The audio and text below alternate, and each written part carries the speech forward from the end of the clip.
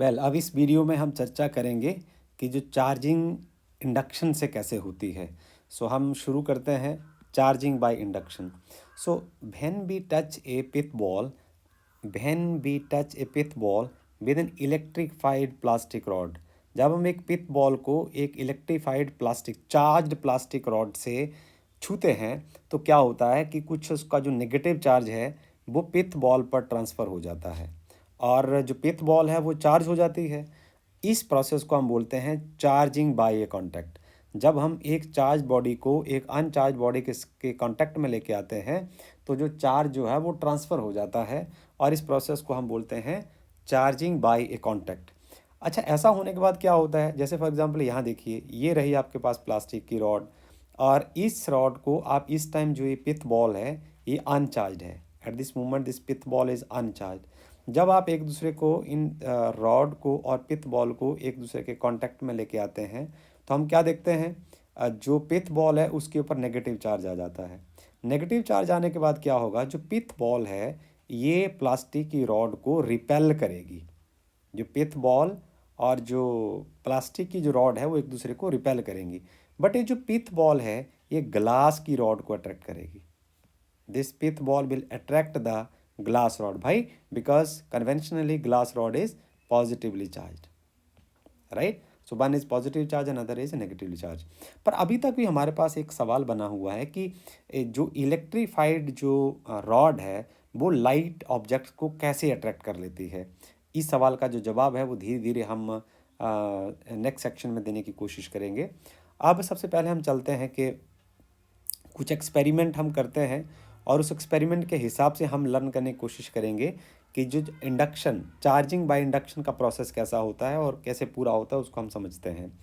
इसके लिए हमें क्या करना पड़ेगा कि हम सबसे पहले क्या करते हैं कि हमारे पास दो स्फेयर होंगे, ये स्फेयर नंबर ए और ये स्फेयर नंबर बी। अभी तक आप साफ साफ देख लीजिए, इसके ऊपर ना ही तो पॉजिटिव चार्ज है ना ही नेगेटिव चार्ज है। पहली घटना हमने क्या किया, हमने दो स्फेयर मेटल के दो स्फेयर लिए ए एंड बी और उनको इंसुलेटिंग स्टैंड के ऊपर जो है वो रख दिया। ये बैड कंडक्टर के स्टैंड्स हैं।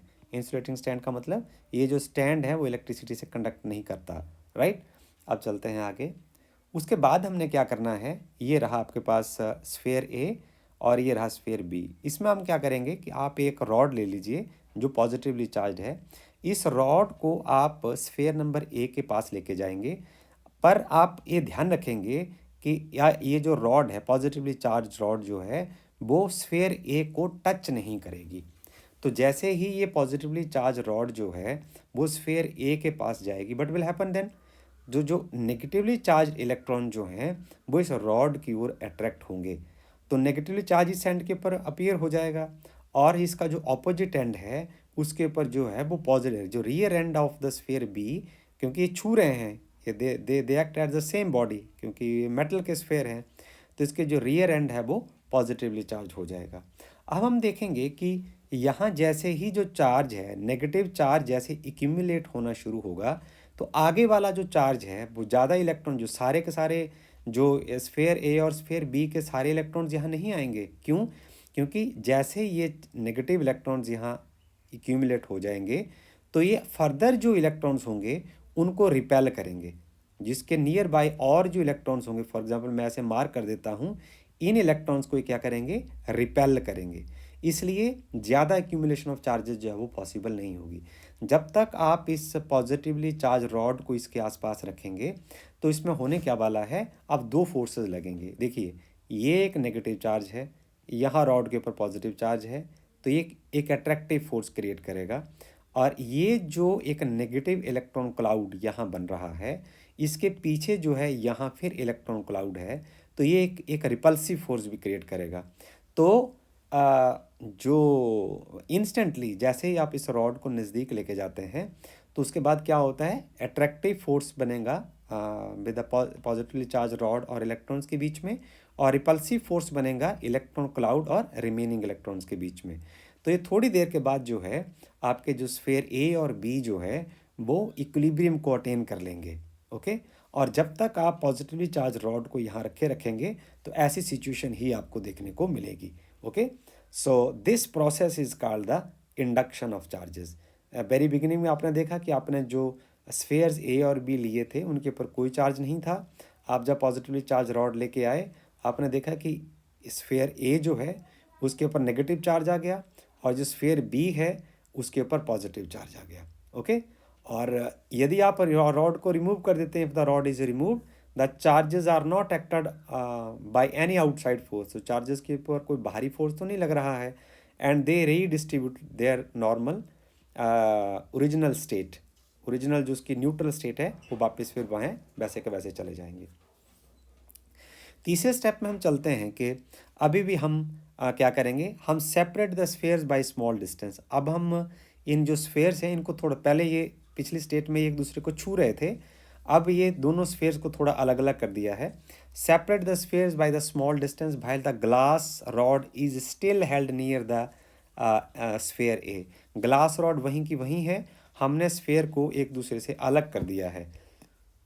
जैसे कि आप फिगर 1.4c एनसीईआरटी का फिगर है, आप क्या देखेंगे, the two spheres are found to be oppositely charge and they attract each other. अब दो स्फेयर जो हैं उन दोनों के ऊपर चार्ज ऑपोजिट है, और ये अब ये दोनों स्फेयर एक दूसरे को अट्रैक्ट करेंगे। Both the spheres will attract one another, right. अगली स्टेज में हम क्या करते हैं, अब हम क्या करेंगे कि रिमूव द रॉड। अब हम रॉड को हटा देंगे। ये देखिए अब इस रीजन में अब रॉड को हटा दिया गया है। Remove the rod, the charges on the sphere. अब क्या होगा, पिछले पेज पर देखिए, जो चार्ज जो हैं वो इस स्टेट पर हैं, ये देखिए एक एंड के ऊपर हैं, और बी स्फेयर्स के ऊपर जो चार्ज पॉजिटिव चार्ज है वो रियर एंड के ऊपर है, बैक एंड के ऊपर है।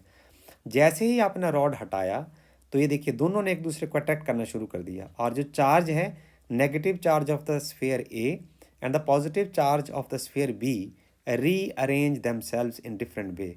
ये दोबारा से इन्होंने एक दूसरे को अरेंज किया है, right. And now separate the spheres quite apart. अब आप दोनों स्फेयर्स को थोड़ा सा अलग कर सकते हैं। The charge on them get uniformly distributed over them. अब देखिए ई फिगर में आप देखें, हमने इसको थोड़ा सा और परे कर दिया, और परे करने के बाद हमने क्या देखा, थोड़ा सा और परे को हटा दिया, दोनों स्फेयर्स को थोड़ा और परे को हटा दिया, तो जो चार्ज जो है वो यूनिफॉर्मली डिस्ट्रीब्यूट हो गया है, और sphere A is now negatively charge and sphere B is now positively charge. So this is the process of charging by induction. So इस यही हमने पढ़ना था यहाँ। इसके बाद भी इसकी थोड़ी सी डिस्कशन है, उसको हम टेक्स्ट यहाँ से कर देते हैं।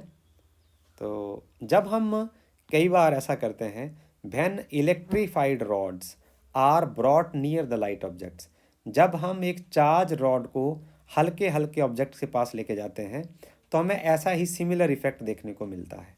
ओके, रॉड क्या करती है, जैसे आप चार्ज रॉड को किसी लाइट ऑब्जेक्ट के पास लेके जाते हैं, जैसे फॉर एग्जांपल आप एक पॉजिटिवली चार्ज रॉड को लेके गए, जब एक पॉजिटिवली चार्ज रॉड को आप लेके गए तो ये दूसरे मटेरियल के ऊपर, यदि वो चार्ज है अनचार्ज है, डिफरेंट गेम बॉल गेम, ये उसके ऊपर ऑपोजिट चार्ज जो है वो क्रिएट कर देगी। ओके, और उसको खींचना शुरू कर देगी। Okay, so when electrified rod are brought near the light object the similar effect takes place. The rod induce the opposite charge, यदि वो पॉजिटिव चार्ज है तो नेगेटिव क्रिएट करेगी on the near surface of the object, and the similar charges move to the farther side of the object.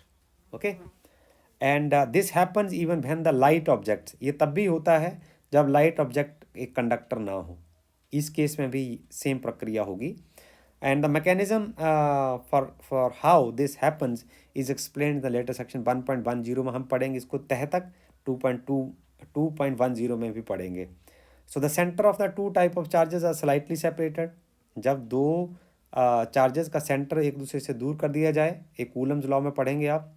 We know that opposite charges attract and similar charges repel each other, और वो एक दूसरे को कितना attract या repel करेंगे ये depend करता है, it is directly proportional to the product of this charges and inversely proportional to the square of the distance between the charges. So this is all about this video, and I hope that you have understood the process of charging by induction. Thank you.